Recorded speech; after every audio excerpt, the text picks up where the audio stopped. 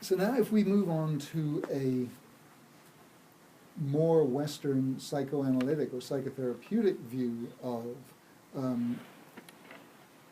possible problems around spirituality, Epstein gives us 5 different characteristics which can be inflated to the point of dysfunction,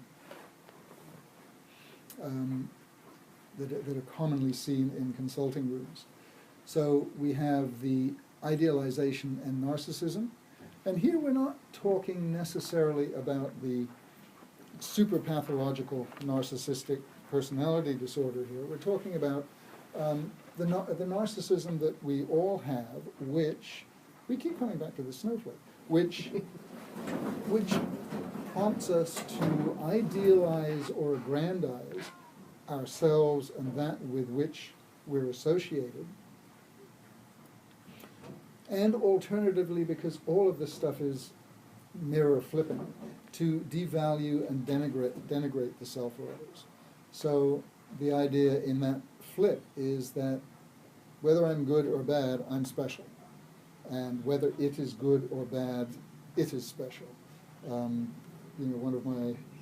of my favorites is folks that jump up and down about the awfulness of Western society, and it's sort of it's a reverse or a negative image of the celebration of Western society. Yeah, it's terrible, it's awful. But those are narcissistic and idealization or mirror image narcissistic idealization things. That's, moral or cultural superiority. Mm. The minute oh, that's bad, well, you must be good then. Yeah, yeah. And that's, we're looking... Can we call it the black snowflake? Say it again, the black snowflake. You could do, yeah. I call it Facebook. But the interesting thing is that, we look at this stuff and we find it cropping up as something to be dealt with in spiritual literature in almost all traditions. Right? That this isn't particular to any one group. This is us humans. Right? This is part of the way we work. Another thing that can get characteristic which can get inflated is our anxiety phobia, that axis. So how do I get rid of my fears or their objects? The guy who went to the Buddha, I want happiness. I don't like the way I am now. I want to be different. Get my fears, or in its more pathological forms, getting rid of the objects, right? If I get rid of this person here, everything's going to be wonderful. If I get rid of this characteristic of my life, everything's going to be fine.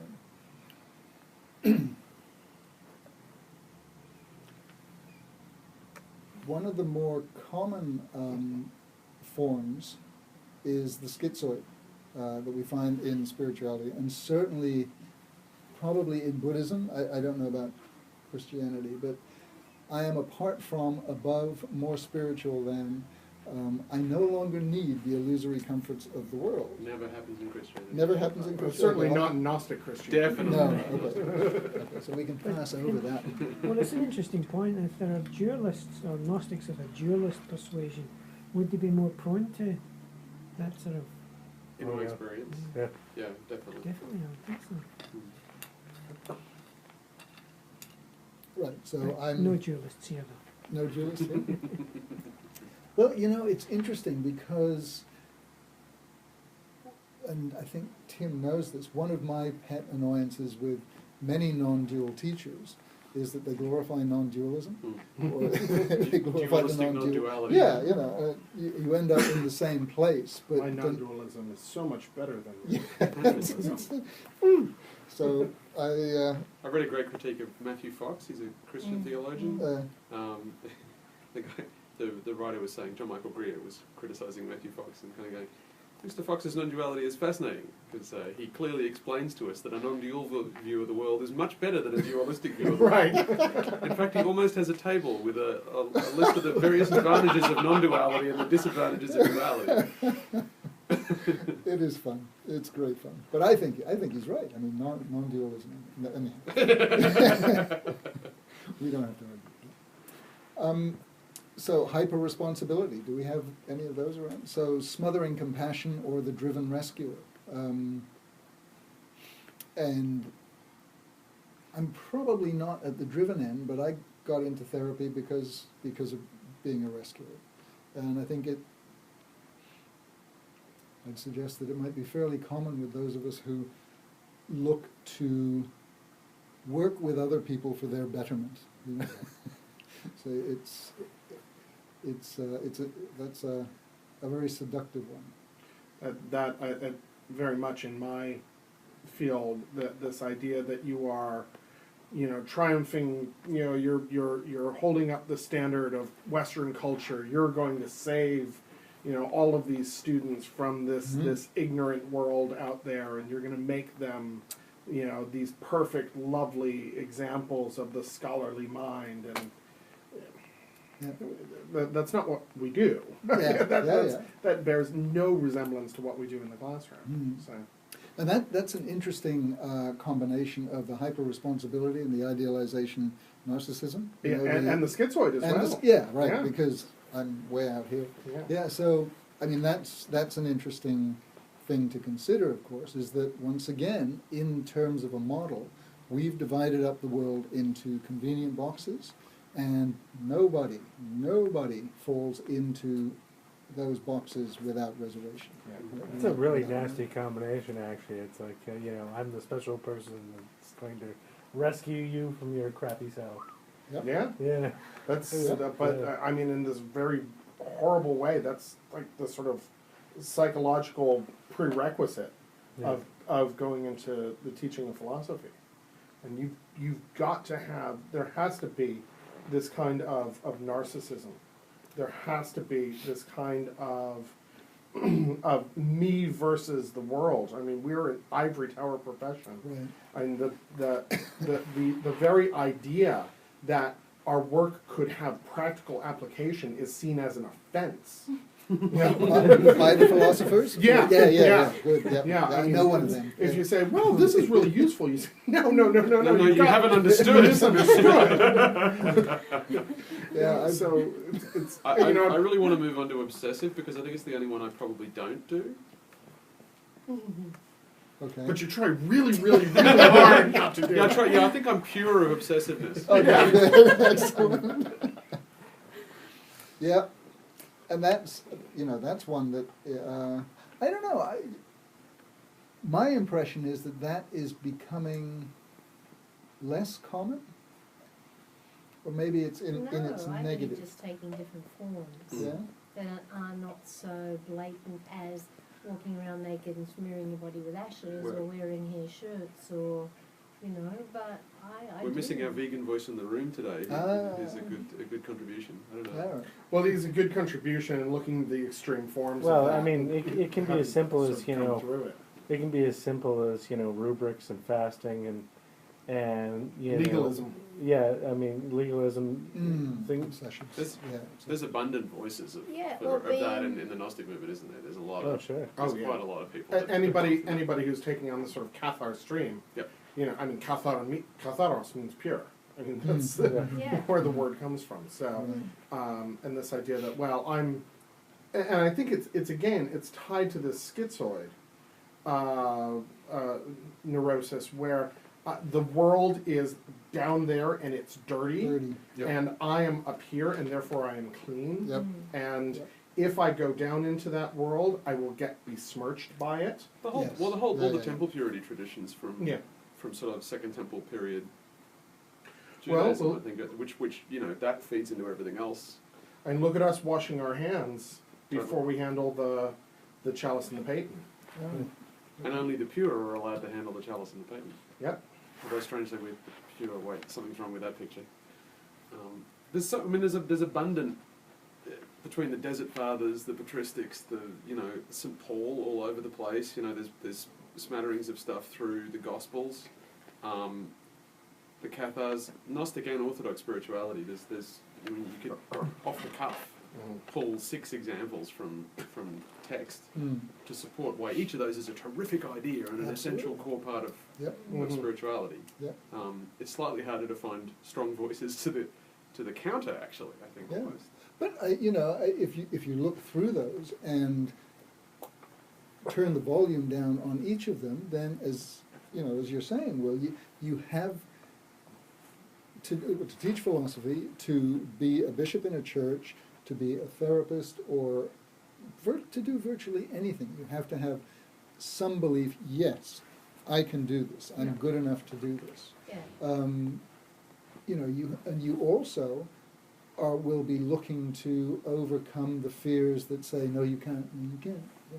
Mind where you put your foot. Healthy narcissism. Right, exactly, and that's what I'm trying to say. There's a spectrum here. Is all of these there's have healthy idealization, healthy anxiety. If we didn't have healthy anxiety, concern with cleanliness, right? that's right. Yes. Yeah. If we didn't have anxiety about walking in front of buses, we would do it. Yep. So Healthy responsibility. yeah, exactly.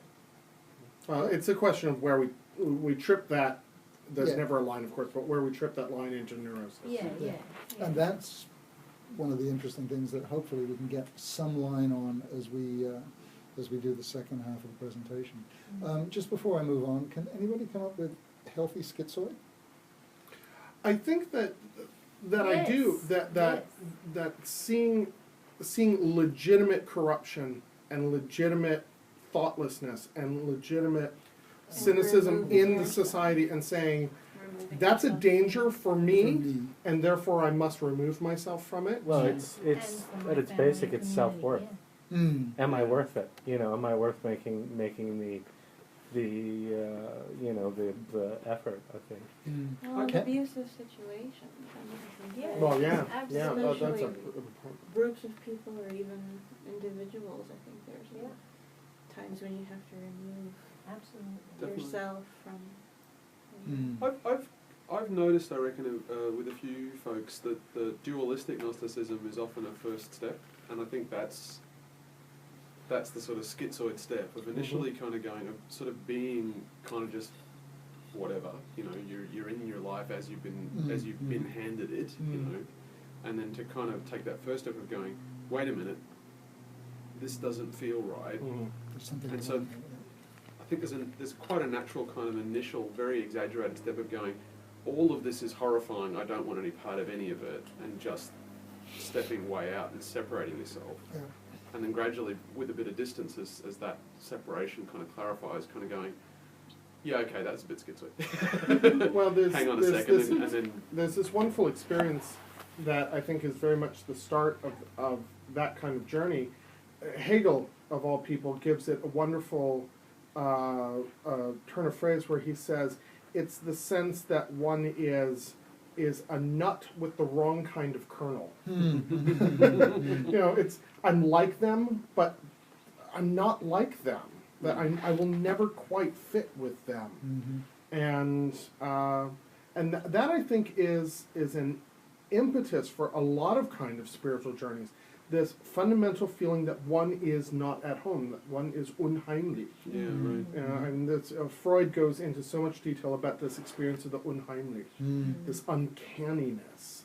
And I think that initial experience leads so many of us onto this journey that leads through, either culminates in or leads through Gnosticism.